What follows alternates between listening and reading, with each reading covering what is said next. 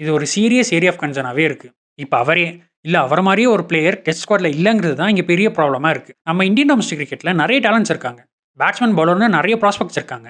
ஆனா, சேனா மாரியான fast பவுலிங்க்கு help பண்ற கண்டிஷன்ஸ்ல இவங்களால அவ்வளோ ஈஸியா விக்கெட் எடுக்க முடியாது. சப்போஸ் ஒரு பேட்டிங் கொலாப்ஸ் ஆச்சுன்னா, அதுலருந்து மீண்டு வரது ரொம்பவே கஷ்டமா போயிடும். எல்லா கண்டிஷன்ஸ்லயும் நம்ம டாமினன்ட்டா இருக்கணும். பட் இந்த ஒரு ஸ்பாட் தான் அதுக்கு ஏதோ ஒரு வகையில தடையா இருக்கும். இந்த ஒரு பெயின் பாயிண்ட்ட எப்படி அட்ரஸ் பண்ண போறாங்கன்றத பொறுத்து தான், அடுத்த 8 to 10 மந்த்ஸ்ல நம்ம இந்தியன் டெஸ்ட் கிரிக்கெட்டோட சக்சஸ் இருக்க போகுது. இந்த கன்சர்ன்ஸ்க்கெல்லாம் ஒரே சொல்யூஷன். டெஸ்ட் கிரிக்கெட்ட பொறுத்தவரைக்கும் நம்ம Indian team very successful and highly dominant. ICC ரேங்கிங்ஸ்லயும் சரி, WTC சைக்கிள்ஸ்லயும் சரி, team India is always on top. நம்ம இந்தியன் டீம் ஹோம் சாயில்ல ஒரு டெஸ்ட் சீரிஸ் தோத்து மோர் தென் டிகேட் ஆச்சு. இந்தியாக்கு அகைன்ஸ்டா ஒரு டெஸ்ட் சீரிஸ் வின் பண்ணுங்கிறது கிட்டத்தட்ட ஒரு இம்பாசிபிள் டாஸ்க் அப்படின்ற மாதிரி ஒரு எக்ஸ்ட்ராடினரி பிராண்ட் ஆஃப் கிரிக்கெட்டை தான் நம்ம இந்தியன் டீம் விளையாண்டு வராங்க. இந்த அளவு டாமினன்ஸ்க்கு நம்ம பேட்ஸ்மேன், பவுலர், ஆல்ரவுண்டர்னு எல்லாருமே ஈக்குவலாக கான்ட்ரிபியூட் பண்ணியிருக்காங்க. இப்போ ரீசெண்ட் டைம்ஸ்ல நம்ம பேட்ஸ்மேன் கொஞ்சம் ஸ்ட்ரகிள் பண்ணியிருக்காங்க. அதுவும் எஸ்பெஷலி அகைன்ஸ்ட் ஸ்பின்.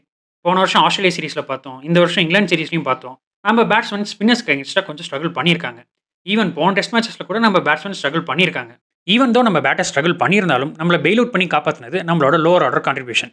குறிப்பாக நம்மளோட ஆல்ரவுண்டர்ஸ். பவுலிங்கை பொறுத்த வரைக்கும் இந்தியன் கண்டிஷன்ஸில் they are very lethal. And நம்ம வின் பண்ண மேட்சஸ்லையும் சரி, சீரீஸ்லையும் சரி, they are the stand out performers. பேட்டிங்லேயும் சரி, அஸ்வின், ஜடேஜா, அக்ஷர் இவங்கெல்லாம் ஏகப்பட்ட குரூஷியலான இன்னிங்ஸ் விளையாண்டு கொடுத்து நம்மளை வின் பண்ண வச்சிருக்காங்க. They are the pillars of the strong Indian test cricket டீம்னே நம்ம சொல்லலாம். பட் இவங்க ஸ்கில், எபிலிட்டி, கான்ட்ரிபியூஷன் இது எல்லாமே இந்தியன் அண்ட் ஸ்பின் ஃப்ரெண்ட்லி கண்டிஷன்ஸில் மட்டும் தான் எஃபெக்டிவாக இருந்திருக்கு. ஓவர்சீஸில் குறிப்பாக சேனா கண்ட்ரீஸ்லையும் நம்ம இந்தியன் டீம் இதே மாதிரி டாமினண்ட்டாக இருக்கணும்னா இவங்கள மாதிரியே highly efficient fast bowling all-rounders நமக்கு தேவை. ஸோ அதை பற்றி தான் இன்னைக்கு இந்த வீடியோ நம்ம பேச போகிறோம். ஹாய், ஹலோ, வணக்கம் and welcome to our show cricket Kumar. First of all இந்த 3 ஆல்ரவுண்டர்ஸும் நம்ம இந்தியன் டீமை எப்படி ஸ்ட்ரென்தன் பண்ணுறாங்கன்னு பார்ப்போம். டெஸ்ட் கிரிக்கெட்டை பொறுத்த வரைக்கும் எவ்வளோக்கு எவ்வளோ ரன்ஸ் அடிக்கிறோமோ அதே மாதிரி ஆப்போனன்ட் டீமை 2 இன்னிங்ஸ்லையும் ஆல் அவுட் பண்ணுறது ரொம்பவே முக்கியம். அதுக்கு பேட்டிங், பவுலிங், ஃபீல்டிங்னு 3 டிபார்ட்மெண்ட்லையுமே கன்சிஸ்டண்டாக பர்ஃபார்ம் பண்ணணும். அதுக்கு ஒரு நல்ல டீம் காம்பினேஷன் ரொம்ப ரொம்ப முக்கியம். யூஸ்வலி ஒரு டெஸ்ட் லைனப்பில் 7 பேட்ஸ்மேன் 4 பவுலர்னு ஆடுவாங்க. அதில் 1 or 2 ஆல்ரவுண்டர்ஸ் இருப்பாங்க. விளாட போகிற கண்டிஷன்ஸ்க்கு ஏற்ற மாதிரி நம்பர் ஆஃப் ஸ்பின்னர்ஸ் அண்ட் சீமர்ஸோட கவுண்ட் மாறும். பட் மோஸ்ட்லி இந்த காம்பினேஷனில் தான் ஆடுவாங்க. இப்போ இந்த 3 ஆல்ரவுண்டர்ஸ் இருக்கனால நம்ம இந்தியன் டீமுக்கு அடிஷனலாக 3 பேட்டிங் ஆப்ஷன் கிடைக்குது. அண்ட் இவங்க தான் மெயின் பவுலர்ஸுமே கூட. ஸோ நம்பர் 9 வரைக்கும் நல்ல பேட்டிங் டெப்த் இருக்குது. அண்ட் அது கூடவே 5 குவாலிட்டி பவுலிங் ஆப்ஷன்ஸும் நமக்கு கிடைக்குது. இப்போ கண்டிஷன்ஸ் ரொம்பவே ஸ்பின் ஃப்ரெண்ட்லியாக இருந்தால் கூட 4வது ஸ்பின்னரையும் சொல்ல முடியும். அந்த 4வது ஸ்பின்னர் குல்தீப் யாதவ் அவர் இன்னுமே டேஞ்சரஸ். அண்ட் இப்போ ஒரு எக்ஸ்ட்ரா பேட்டர் வச்சு விளையாடணும்னா கூட 4 குவாலிட்டி பவுலிங் ஆப்ஷன்ஸ் கிடைக்கும், 10 பேட்டிங் ஆப்ஷன்ஸ் நமக்கு கிடைக்கும். ஸோ ஆப்போனன்ட் டீம்ஸ் ரொம்பவே கஷ்டப்பட வேண்டியதாக இருக்குது. ஃபர்ஸ்ட் நம்ம பேட்டர்ஸோட விக்கெட் எடுக்கணும். அப்படியே அவங்கள ஆல் அவுட் பண்ணாலும் இந்த பவுலிங் லைன் அப் அகேன்ஸ்டாக விக்கெட்ஸ் விடாமல் ரன் ஸ்கோர் பண்ணணும். ஆப்போனன்ட் பிளேயர்ஸ் இங்கே இருக்க கண்டிஷன்ஸ் என்னன்னு தெரிஞ்சு அதுக்கு அடாப்ட் ஆகிறதுக்குள்ள நம்ம ஆளுங்க சீரிஸே முடிச்சுட்டு போயிடுவாங்க. இந்த அளவுக்கு ஒரு லக்ஸுரி, ஃப்ளெக்சிபிலிட்டி அண்ட் ஸ்ட்ரென்த்தை தான் இந்த 3 ஆல்ரவுண்டர்ஸும் நம்ம இந்தியன் டீமுக்கு கொடுக்குறாங்க. இப்போ இவங்க 3 பேரும் ஸ்பின்னர்ஸ். இந்தியாவில் ஸ்பின்னுக்கு நிறைய அசிஸ்டன்ஸ் கிடைக்கும். அதனால நம்ம ஆப்போனன்ட் ஆல் அவுட் பண்ணி ஈஸியாக மேட்சஸ் வின் பண்ணிடுறோம். ஆனால் சேனா மாதிரியான ஃபாஸ்ட் பவுலிங்க்கு ஹெல்ப் பண்ணுற கண்டிஷன்ஸில் இவங்களால அவ்வளோ ஈஸியாக விக்கெட் எடுக்க முடியாது.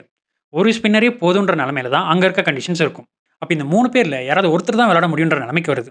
ஒரு சில மேட்சஸில் இந்த 3 பேரில் ஸ்பியர் ஹெட்டாக இருக்க அஸ்வினியை ட்ராப் பண்ணிட்டு வெறும் ஜடேஜாவை மட்டும் தான் வச்சு விளையாடுற மாதிரி ஆயிடுது. அண்ட் ஆப்வியஸ்லி கண்டிஷன்ஸ்க்கு ஏற்ற மாதிரி 3 சீம் பவுலரோட ஆடி தான் ஆகணும். அதுக்கு நம்ம கிட்ட பும்ரா, ஷமி, சிராஜ் இவங்களாம் இருக்காங்க. அதில் பெரிய ப்ராப்ளம் இல்லை. ஆனால் டீம் காம்பினேஷன்ஸ்னு பார்க்குறப்போ இந்தியாவில் நமக்கு கிடைச்ச மாதிரி 3 ஆல்ரவுண்டர் இல்லைனாலும் அட்லீஸ்ட் 2 ஆல்ரவுண்டர் இங்கே கண்டிப்பாக தேவை. அதுலேயும் ஒரு ஃபாஸ்ட் பவுலிங் ஆல்ரவுண்டர் கண்டிப்பாக தேவை. ஓவர்சீஸில் ஃபாஸ்ட் பவுலர்ஸோட ஒர்க் லோட் ரொம்பவே அதிகமாக இருக்கும். 3 சீமர்ஸ் மட்டுமே வச்சு 5 டே மேட்சஸ்லாம் விளையாடவே முடியாது. ஸ்பின்னர்ஸ்க்கு அங்கே நிறையவே அடி ஒழுகும். அண்ட் பேட்டிங் டெப்த்தும் குறையும். இங்கே நமக்கு 9 or 10 பேட்டிங் ஆப்ஷன்ஸ் கிடைக்குதுன்னா அங்கே 7 or 8 தான் கிடைக்கும். சப்போஸ் ஒரு பேட்டிங் கொலாப்ஸ் ஆச்சுன்னா அதுலேருந்து மீண்டு வரது ரொம்பவே கஷ்டமாக போயிடும்.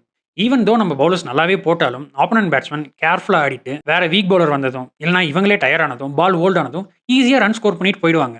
டெஸ்ட் கிரிக்கெட்டை பொறுத்த வரைக்கும் ஃபாஸ்ட் பவுலர்ஸ் எவ்வளோ ஃப்ரெஷ்ஷாக இருக்காங்களோ அதுக்கேற்ற மாதிரி தான் அவங்களோட பர்ஃபார்மன்ஸ் இருக்கும். Bumrah is already prone to injury. Shami இப்போ தான் ரெக்கவர் ஆகிட்டு வராரு. முகமது சிராஜ்னால எல்லா கண்டிஷன்ஸ்லையும் விக்கெட் எடுக்க முடியாது. நம்ம ஸ்பின்னர்ஸ்க்கும் அங்கே நிறைய அசிஸ்டன்ஸ் கிடைக்காது, அவங்களுக்கும் நிறைய அடி வழுகும். ஸோ இந்த பவுலர்ஸ் எப்படி ஹேண்டில் பண்ணுறதுன்னு நிறைய கன்சர்ன்ஸ் இருக்குது. இந்த கன்சர்ன்ஸ்க்கெல்லாம் ஒரே சொல்யூஷன் ஹர்திக் பாண்டியா மாதிரி ஒரு நல்ல ஃபாஸ்ட் பவுலிங் ஆல்ரவுண்டர். இப்போ அக்ஷர் பட்டேல் எப்படி லோவர் ஆர்டரில் கன்சிஸ்டண்ட்டாக 30-40+ ரன்ஸ் அடிச்சு கொடுத்துட்டு பவுலிங்லேயும் ஒரு 2-3 க்ரூஷியல் பிரேக் த்ரோஸ் கொடுக்குறாரோ அதே மாதிரி கன்சிஸ்டண்ட்டாக பர்ஃபார்ம் பண்ணக்கூடிய ஒரு ஃபாஸ்ட் பவுலிங் ஆல்ரவுண்டர் தான் நமக்கு தேவை.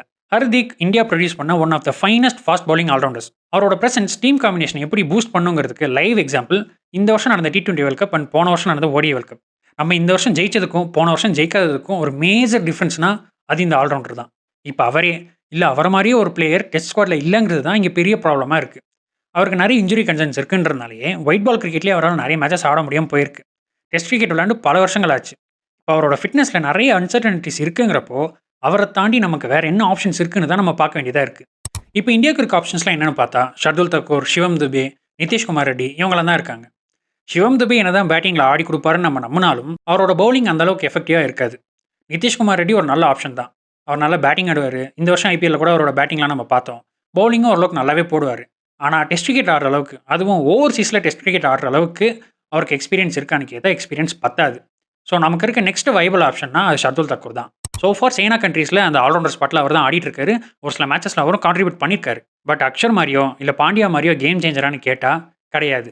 வேற ஆப்ஷனே இல்லங்கிறதுனால தான் அவரை வச்சு விளையாட வேண்டியதா இருக்குது. ஷர்துல் தக்கூரை பவுலர் ஹூ கேன் பேட்னு வேணா நம்ம எடுத்துக்கலாம். ஆனா ஒரு ரிலையபிள் ஃபாஸ்ட் பவுலிங் ஆல்ரவுண்டரான்னு கேட்டா கண்டிப்பா கிடையாது. வேற எந்த ஆப்ஷனும் இல்லன்றதுனால அவரே வச்சு விளையாட வேண்டியதா இருக்கு. சப்போஸ் எல்லா கண்டிஷன்ஸ்லயும் அவரால கன்சிஸ்டன்ட்டா ரன் ஸ்கோர் பண்ண முடியும், விக்கெட்ஸும் எடுத்து கொடுக்க முடியும்னா, then he can fit in there and இந்தியாவோட ப்ராப்ளம் சரியாயிடும். மேபி நிதிஷ் ரெட்டியை இப்பவே க்ரூம் பண்ணா, அவரால அந்த ஸ்பாட்ட ஃபில் பண்ண முடியுமான்னு பார்க்கணும். கண்டிப்பா ஆஸ்திரேலியால போய் அவர ட்ரையல் பார்க்க முடியாது. அதுக்கு முன்னாடி இருக்க ஹோம் டெஸ்ட் சீரிஸ்ல மேபி அவர ட்ரை பண்ணியிருக்கலாமோன்னு எனக்கு தோணுது. ஷர்துல் தக்கூர் கம்பேர் பண்ணும்போது அவருக்கு நெறைய டேலண்ட் அண்ட் ஸ்கில் கண்டிப்பா இருக்கு. ஆனா, அவர் எப்படி க்ரூம் பண்ணி ஒரு இன்டர்நேஷனல் டெஸ்ட் பிளேயரா மாத்த முடியுங்கிறதையும் நம்ம பார்க்க வேண்டியதா இருக்கு. இப்ப நடந்த இந்த ஃபர்ஸ்ட் டெஸ்ட்டோட பிட்ச நம்ம பார்த்தோம்னா, ஃபாஸ்ட் பவுலர்ஸ்க்கு நெறைய அசிஸ்டன்ஸ் கிடைச்சது. மேபி ஆஸ்திரேலியா போறதுக்கு இப்பவே பிரிப்பரேஷன் ஸ்டார்ட் பண்ணிட்டாங்களோன்னு தோணுது. அப்படி இருக்கப்போ இந்த சீரிஸ்ல ஏன் நிதிஷ் ரெட்டியை நம்ம ட்ரை பண்ணியிருக்க கூடாது? நம்ம இந்தியன் டொமஸ்டிக் கிரிக்கெட்ல நெறைய டேலண்ட்ஸ் இருக்காங்க. பேட்ஸ்மேன், பவுலர்னு நெறைய ப்ராஸ்பெக்ட்ஸ் இருக்காங்க. ஆனா, இந்த ஃபாஸ்ட் பவுலிங் ஆல்ரவுண்டர் தான் ரொம்ப கம்மி. இது ஒரு சீரியஸ் ஏரியா ஆஃப் கன்சர்னாவே இருக்கு. நம்ம கிட்ட இருக்க டேலண்ட் பூலுக்கு 90s அண்ட் 2000ஸ்ல ஆஸ்திரேலியன் டீம் எப்படி டாமினன்ட்டா இருந்தாங்களோ, அதே மாரி எல்லா கண்டிஷன்ஸ்லயும் நம்ம டாமினன்ட்டா இருக்கணும். பட் இந்த ஒரு ஸ்பாட் தான் அதுக்கு ஏதோ ஒரு வகையில தடையா இருக்கும்னு நான் பெர்சனலி ஃபீல் பண்றேன். இப்போ ஆல்ரவுண்டர் இருந்தா மட்டும் என்ன எல்லா மேட்சஸும் ஜெயிச்சுருவோமா? பாண்டியா விளையாண்ட எல்லா டோர்னமெண்ட்ஸும் ஜெயிச்சிட்டோமான்னு கேட்டா கிடையாது. ஆனா, ஒரு வின்னிங் காம்பினேஷன நம்மளால கிரியேட் பண்ண முடியும். இந்தியன் கண்டிஷன்ஸ்ல நமக்கு எப்படி ஒரு ஃப்ளெக்சிபிலிட்டி அண்ட் அட்வான்டேஜ் இருக்கோ, அதே மாரி ஃபாரின் கண்டிஷன்ஸ்லயும் நம்மளால கொண்டு வர முடியும். ரீசென்ட் டைம்ஸ்ல பிசிசி நெறைய மெஷர்ஸ் கொண்டு வந்துட்டு இருக்காங்க. நம்மளோட செலக்டர்ஸும், கோச்சஸும் ஒரு சில கமெண்டபிள் ஜாப்ஸ் பண்ணிட்டு இருக்காங்க. இந்த ஒரு பெயின் பாயிண்ட்ட எப்படி அட்ரஸ் பண்ண போறாங்கன்றத பொறுத்து தான் அடுத்த 8 to 10 மந்த்ஸ்ல நம்ம இந்தியன் டெஸ்ட் கிரிக்கெட்டோட சக்சஸ் இருக்க போகுது. In my personal opinion, Nitish Kumar ரெட்டியை அட்லீஸ்ட் நியூசிலாந்து சீரிஸ்ல ட்ரை பண்ணி பார்க்கலாம். இல்லனா ஹர்திக் பாண்டியாவை என்சில ட்ரெயின் பண்ணி அவரை பேக் டு டெஸ்ட் கிரிக்கெட் ஃபிட்னஸ்க்கு கொண்டு வரணும். இது 2 தான் வைபிள் பாசிட்டிவ் ஆப்ஷன்ஸா இருக்கும். இல்லனா we have to depend on Shardul Thakur தான். ஸோ பிசிசி அண்ட் செலக்டர்ஸ் இது எப்படி அப்ரோச் பண்ண போறாங்க? இது எப்படி அட்ரஸ் பண்ண போறாங்கன்றத பார்ப்போம். Let us hope for the best of Indian cricket. இதோட இந்த வீடியோட எண்டுக்கு நம்ம வந்துட்டோம். இந்த வீடியோ பிடிச்சிருந்தா இதை லைக் பண்ணுங்க. இந்த வீடியோ பத்தின உங்களோட கருத்துக்களை மறக்காம கமெண்ட்ஸ்ல சொல்லுங்க. மீண்டும் இன்னொரு வீடியோல சந்திப்போம். அதுவரை நான் உங்க கேகே. இது உங்க கிரிக்கெட் குமார்.